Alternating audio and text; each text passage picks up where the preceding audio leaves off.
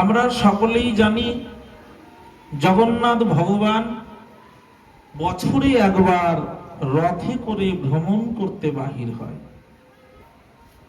পঞ্চদশ দিনী ঈশ্বর মহালক্ষ্মী লইয়া তার সঙ্গে ক্রীড়া করে নির্ভূতে বসিয়া, তা সবার সম্মতি লইয়া ভক্তি সুখ দিতে রথে করি বাহির হন বিহার করিতে। জগন্নাথ ভগবান কোথায় যান?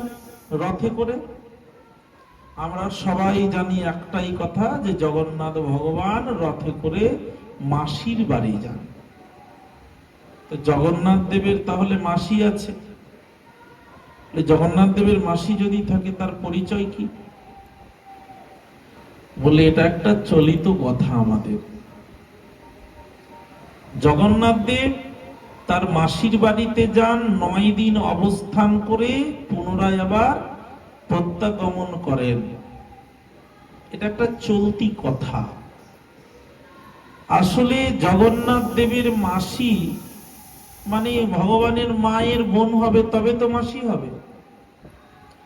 তাহলে ভগবানের মা, কৃষ্ণের মা হলেন যশোদা, দেবকী। এই যশোদা আর দেবকীর তাহলে বোন ছিল। তাহলে এই বোনের নাম কি? বলে এমন কথা নয়, শুনুন। যশোদা এবং কি দেবকী, এই যশোদা বা দেবকীর কোন বোন ছিল এমন কথা আমাদের শাস্ত্রে কিন্তু উল্লেখ নাই। তাহলে মাসির বাড়ি কথাটা আমরা কি করে পাচ্ছি? বলি শুনুন, ভগবানের মাসির বাড়ি কোথায়? বলে ভগবানের মাসির বাড়ি আলাদা কোনো জায়গা নাই। ভগবান তার ভক্তকে খুব ভালোবাসেন। এই যে জগন্নাথ দেব মাসির বাড়ি যান, এই প্রবাদ বাক্যটি যে আছে, জগন্নাথ দেবের মাসির বাড়িটা আসলে হলো গুন্ডিচা মন্দির। এই গুন্ডিচা মন্দির, তাহলে গুন্ডিচা মন্দির নামকরণ হলো কেন? ইনি হলেন ভক্তরাজ ইন্দ্রদম্ন মহারাজ, যিনি জগন্নাথকে জগতের মুখে প্রতিষ্ঠা করেছেন,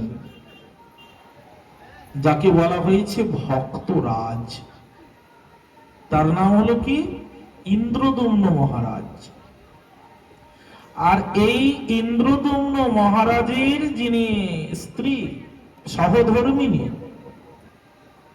যে ভগবান জগন্নাথকে জগতে প্রতিষ্ঠা করবার পিছনে যার অনবদ্য অবদান,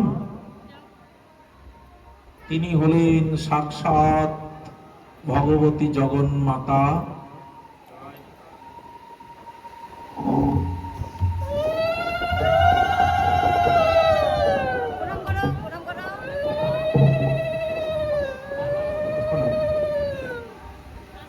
সাক্ষাৎ ভগবতী জগন্মাতা কে? তিনি হলেন মা গুন্ডিচা। এই মা গুন্ডিচার নাম এত স্বর্ণাক্ষরে লিখিত কেন? মা গুন্ডিচা ভগবান জগন্নাথকে জগতে প্রতিষ্ঠা করবার জন্য নিজের 18টি সন্তানকে বলি দিয়েছিলেন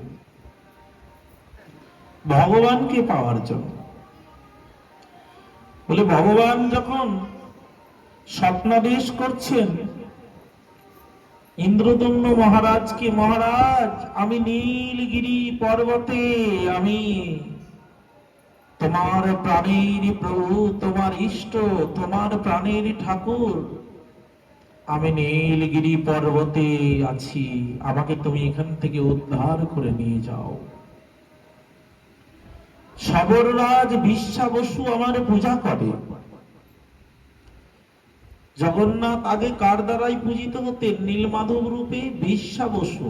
উনি শবর রাজ, অর্থাৎ শবর জাতি। কোল, ভিল, চন্ডাল, শবর, এরা অত্যন্ত নিকৃষ্ট জাতি, অত্যন্ত নিচু জাতি। কিন্তু ভগবান ভক্তিতে তার সেবা নিতেন। কৃষ্ণ ভজনে নাহি জাতি কুলাদির বিচার। কৃষ্ণ ভজনে জাতি কুলের বিচার নেই। যেই ভজে সেই বড়, অভক্তাহীন ছাড়। কৃষ্ণ ভজনে নাহি জাতি কুলাদির বিচার। গোপনে তার সেবিত ঠাকুরকে সেবা করে ভক্ত প্রবর সেই বিশ্বাবসু। তার সেবিত ঠাকুর কাউকে দেখায় না, কিন্তু ওই ইন্দ্রদম্ন মহারাজের যে মন্ত্রী, বিদ্যাপতি ব্রাহ্মণ, উনি বড় চাতুরি করে ওই বিশ্বাবসুর কন্যাকে বিবাহ করে, আর চাতুরির দ্বারা, চালাকির দ্বারা নিজের শ্বশুরের সেবিত ইষ্ট ঠাকুরকে দেখতে চাইলেন। মেয়ে বলছে, বাবা তোমার জামাই তোমার ঠাকুরকে দেখতে চাই। বলছে, আমার ঠাকুরকে তো আমি কাউকে দেখাই না। আমরা ইষ্ট মন্ত্র কাউকে বলি? আমাদের গুরুদেব যে কানে দীক্ষা দিয়েছেন, কাউকে বলি যে আমাকে এই মন্ত্র দিয়েছেন, এইটা শোনো? ইষ্ট মন্ত্র যেমন কাউকে বলতে নেই, নিজের ইষ্টের অর্চন ভজন এগুলো কাউকে দেখিয়ে করতে নেই। এই জন্য আমাদের মঠ মন্দিরে দেখবেন যখন পূজা অর্চনা হয় তখন পর্দা দেওয়া থাকে, থাকে না? ভোগ লাগানো হয় যখন, পূজা হয় যখন, তখন কিন্তু পর্দা দেওয়া থাকে। আর অন্যান্য দেবদেবতার পূজার মতো ইষ্ট মন্ত্রের যিনি আরাধনা করেন, পূজা করেন, মন্ত্রগুলো শুনিয়ে শুনিয়ে মাইকে বলা হয়।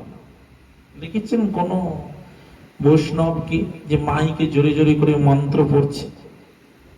ইষ্ট মন্ত্র কাউকে শোনাতেই নেই। ইষ্টের আরাধনা কাউকে দেখিয়ে নয়, সাধন ভজন অতি গোপনে। সাধন ভজনটা গোপনে রাখতে হয়। এটা গোপনীয়তা রক্ষা করলেই এর মাধুর্য বৃদ্ধি পাবে। আমাদের এই জন্য ভক্তি রাজ্যে, ভজন রাজ্যে অভক্তির প্রবেশ নিষেধ।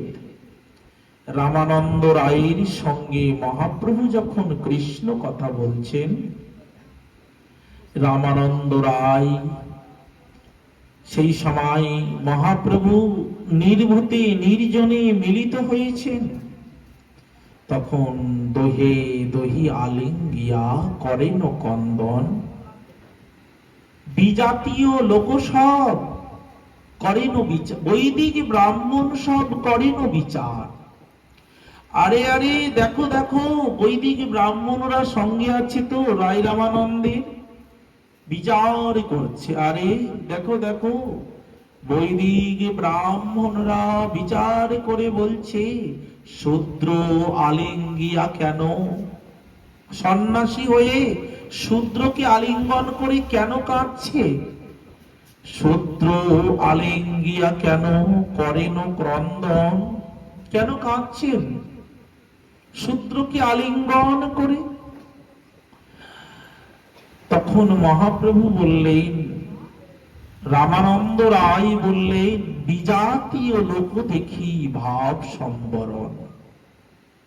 এরা বিজাতীয়, এই রসের রসিক নয়, এই পথের প্রতীক নয়। এই ভক্তি কথা, প্রেম কথা কার সামনে আলোচনা করবেন? অভক্তির সামনে করবেন না। আপন ভজন কথা না কহিবে যথা তথা।